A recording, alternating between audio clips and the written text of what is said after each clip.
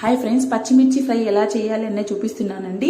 దీనికోసం ముందుగా ఒక కప్పు నిండా పప్పులు, ఇంకొక కప్పు నిండా వచ్చేసి కొబ్బరి పొడి, కొంచెం సాల్ట్, జీలకర్ర వేసి బాగా ఆడించుకోవాలండి. మరీ మెత్తగా ఉండకూడదు, కొంచెం బరకగా ఉండాలండి.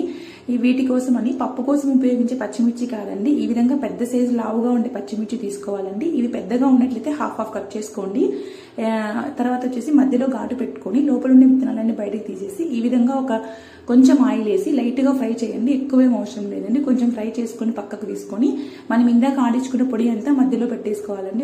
తర్వాత ఒక టేబుల్ స్పూన్ ఆయిల్ వేసి అందులో ఇవన్నీ వేసుకొని ఒక 5 minutes ఉంచితే చాలండి. తక్కువ మంట మీద పైన కంపల్సరీగా ప్లేట్ పెట్టాలి. కలిగి పెట్టాల్సిన అవసరం లేదండి. ఒక 5 minutes కంతా అయిపోతుంది. మామూలుగా మనం డైరెక్ట్గా స్టఫ్ పెట్టి పచ్చిమిర్చిలో వేసుకుంటే చాలా నూనె అయిపోతుంది. తర్వాత చాలా ఎక్కువ టైం పడుతుందండి. మనం ముందుగానే వేయించుకున్నాం కాబట్టి తక్కువ టైంలోనే అయిపోతుందండి. ఇది వేడి వేడి అన్నంలోకి చాలా టేస్టీగా ఉంటుంది.